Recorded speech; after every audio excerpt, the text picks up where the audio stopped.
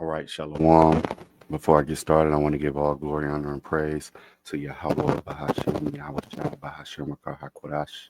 Double honors to the apostles and elders at GMS. Peace, honor, and respect to you, brothers that's out there laboring, edifying, rightly dividing the word in truth and sincerity.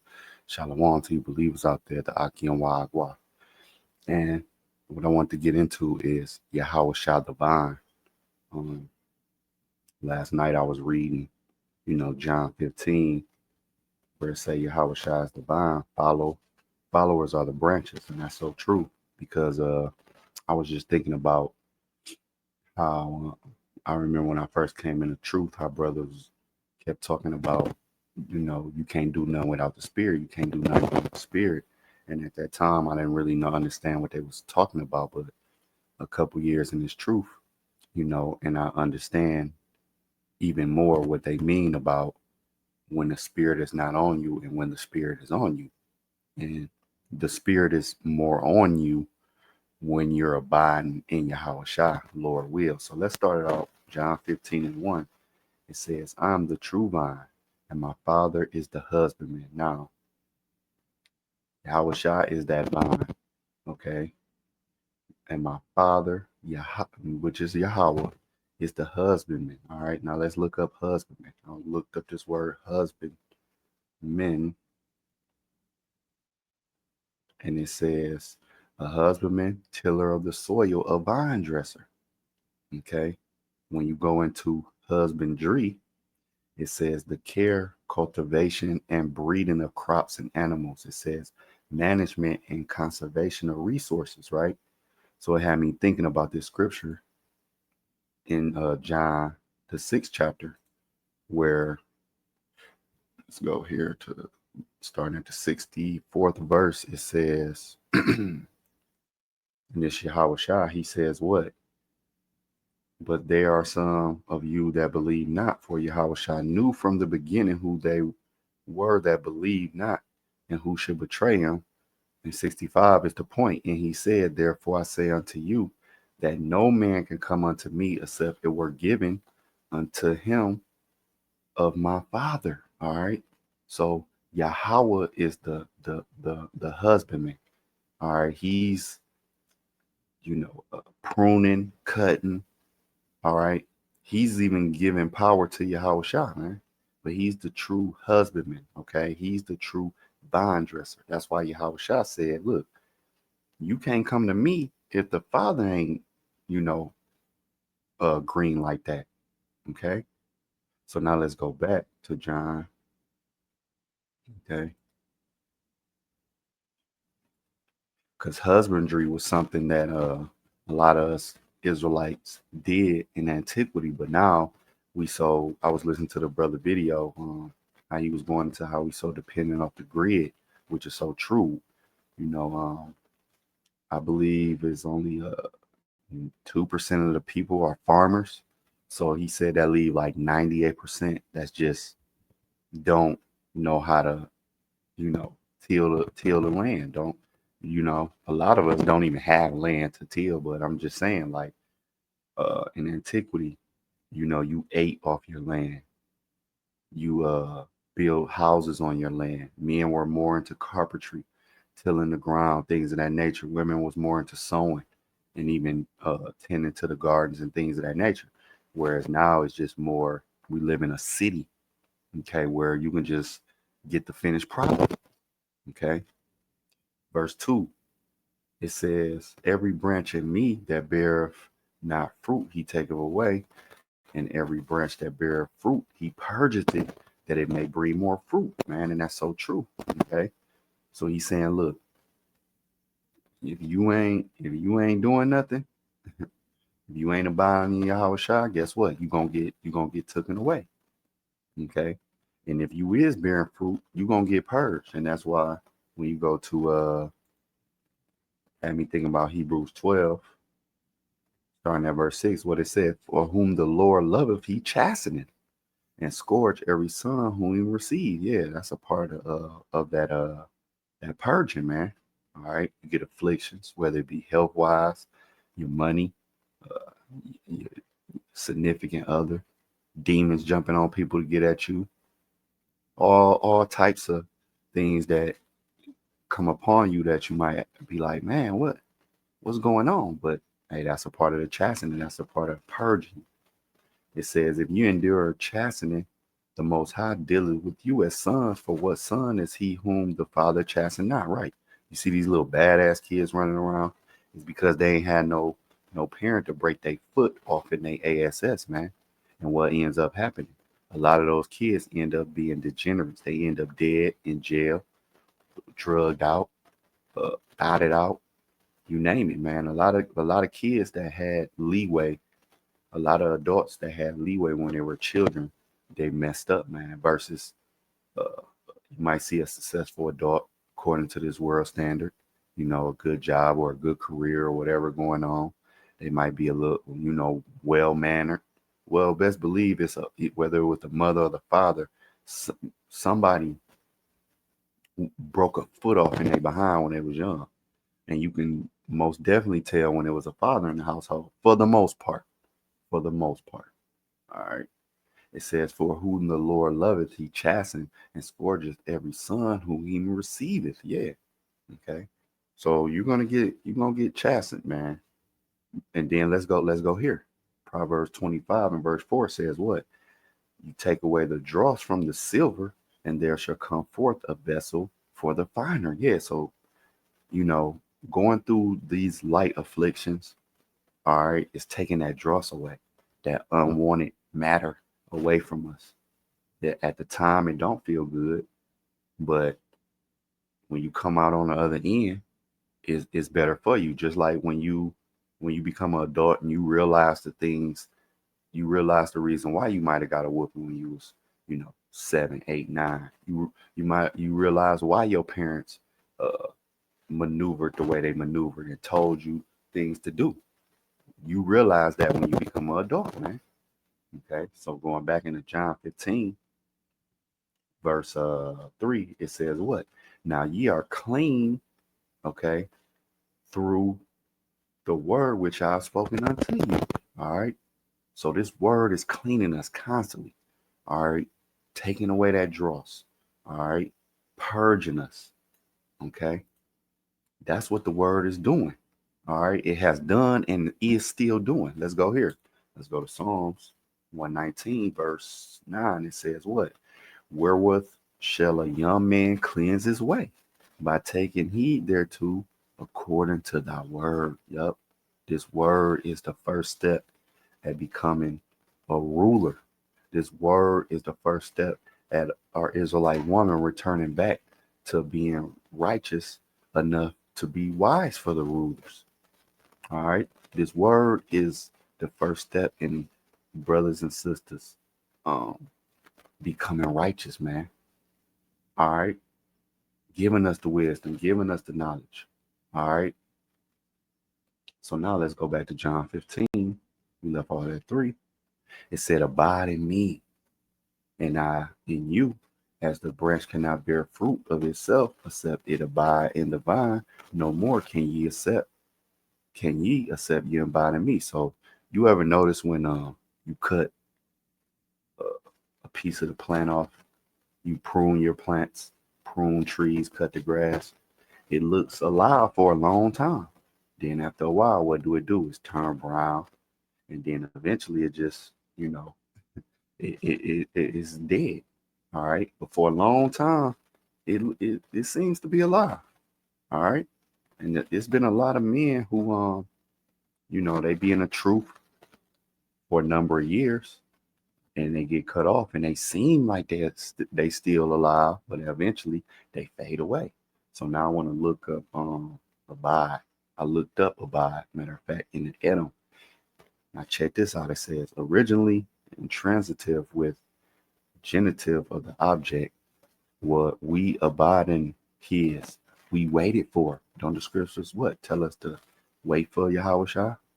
See, abide in him. The transitive senses of endure. All right. What Hebrew Proverbs just say? It says what? It said what's that Proverbs? Hebrews like you. That was Hebrews, like it says what? If you endure chastening, right? All right. If you endure, when you endure, you abide in Yahawashi, because if you can't endure, you not abiding.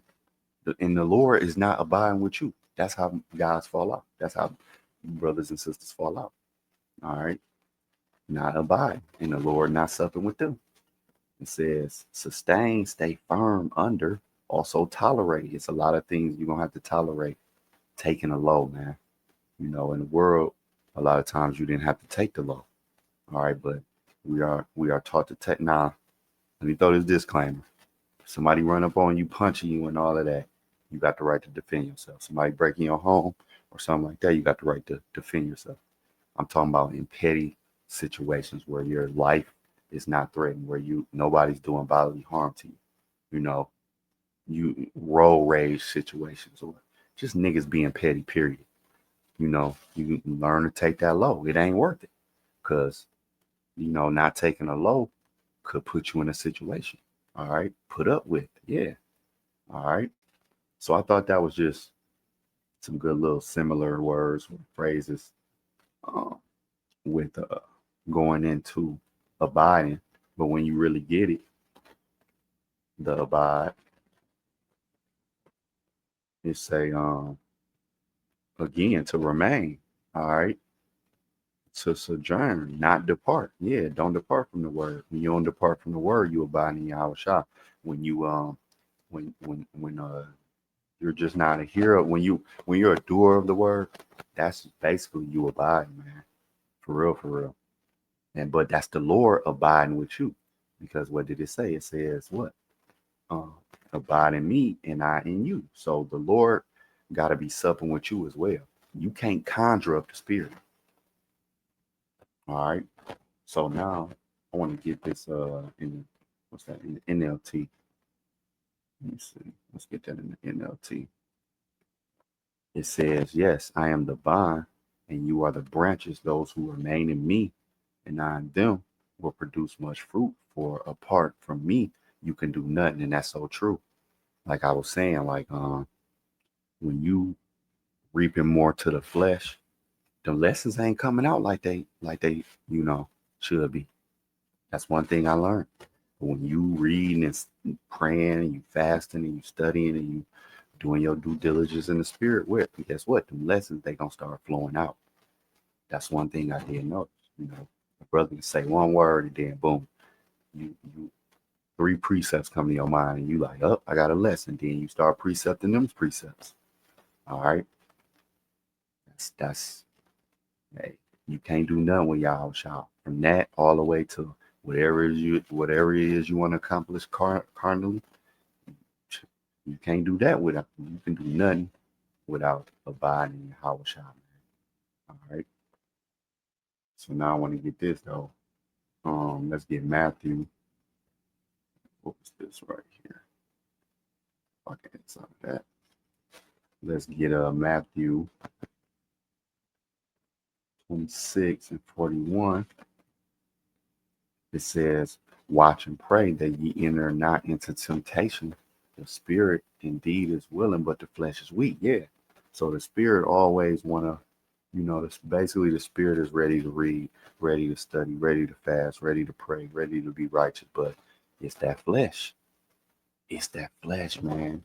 And that's gonna bring me to Galatians. Because when you go to Galatians 5 and 16, and this is in the NLT, it says what?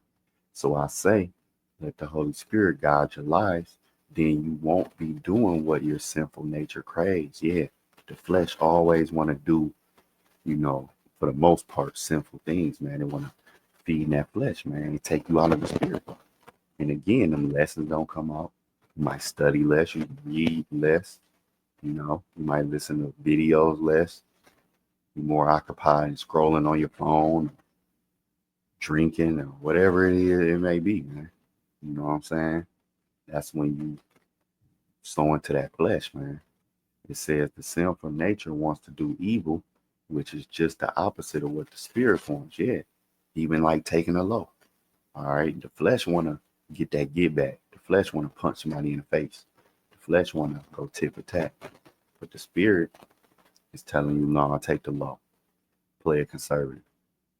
All right, two opposites. This is the condition of, this is one of the conditions of the battle. And the spirit give us the desires that are opposite of what the sinful nature desires. Yeah, these two forces are constantly fighting each other, right? This is one of the conditions of the battle, the flesh versus the spirit. So you are not free to carry out your good intentions. Yeah, you might have wanted to get up, read a couple chapters, and do some lessons, but then all of a sudden, the flesh took off, and now you doing something else. All right, let's get this. Proverbs 21:16 says what? The man that wandered out of the way of understanding shall remain in the congregation of the dead. Why did I get that? Because the more you reap of the flesh, all right, hey, you get your ass sifted out of this thing, man. And then what? You're gonna be in the congregation of the dead. Okay, that's why people who ain't in this marvelous light, they reap more to the flesh, and what? They remain in the congregation of the dead. And when you in the congregation of the dead, what happens? You're like that you're that withered branch that got cut off, man. You look alive for a minute, then after a while, everybody see you dead, man. You spiritually dead, man. Okay, let's go here. I'm gonna end out with no, it's locked. So John 15, we ended off at verse 5. Let's go to verse 6. If a man abide not in me, he is cast forth as a branch and is withered, and men gather them and cast them to the fire, and they are burned. Right. That's that's the reason why I got Proverbs 21:16. What? If you want to abide in Yahawashi, well, you're gonna be cast out. All right. And you're gonna wither. That means you're gonna be in the congregation of the dead. Dead from the neck up, man. Spiritually dead. Okay. So now let's get this. Isaiah 24, what do it say? In verse 4. It says, matter of fact, before I do that, I want to look up withered. Let's look up withered. Withered saying,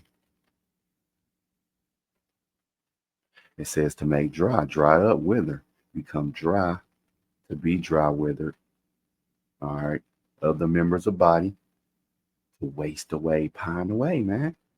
All right, to waste away, pine away, meaning what? You dead, man. You dying. You a dying man. You dead. Now let's go to Isaiah, right? This is what Isaiah 24:4 say. The earth mourneth and fadeth away. The world languisheth and fadeth away. The haughty people of the earth do languish. Right. Why did I get this scripture? Because the earth in its totality is not abiding in Yahweh Bashem Yahushua, man. All right, this earth is given into the hands of the wicked. So, like the scripture tell us, just like the rulers, roughly paraphrasing, just like the rulers saw the people, this world is filled with unrighteousness. So it's languishing. Let's look that up. Let's look up language. Language. To be weak, to droop, to languish, to be exhausted, to be a grow feeble. Yeah, some like become degenerate, worse and worse. All right. To become worse and worse, to waste away, pine away. When you wither, you're pining away. When you wither, you're becoming weak. All right. You're growing feeble. That's what withering does, whether it be the body, a plant, or whatever, a fruit, something that's alive. When it languish, all right, when it's pining away, it's growing weaker and weaker. And this earth is growing weaker and weaker, and been growing weaker and weaker because of the unrighteousness, man. All right. It's not getting stronger and stronger. It's becoming weaker and weaker because of the unrighteousness. Okay. So now I want to end off with Matthew 13. We're going to go to verse. First, let me put it on the red letter. Right now, verse 36. It say what, man? It says, then Yahawashi sent the multitude away and went into the house, and his disciples came into him, saying, declare unto us the parable of the tares of the field. He answered and said unto them, He that soweth good seed is the Son of Man. The field is the world, the seed are the children of the kingdom, but the tares are the children of the wicked one. The enemy that sowed them is the devil. The harvest is the end of the world, and the reapers are the angels. All right. And this is what's going to happen, man.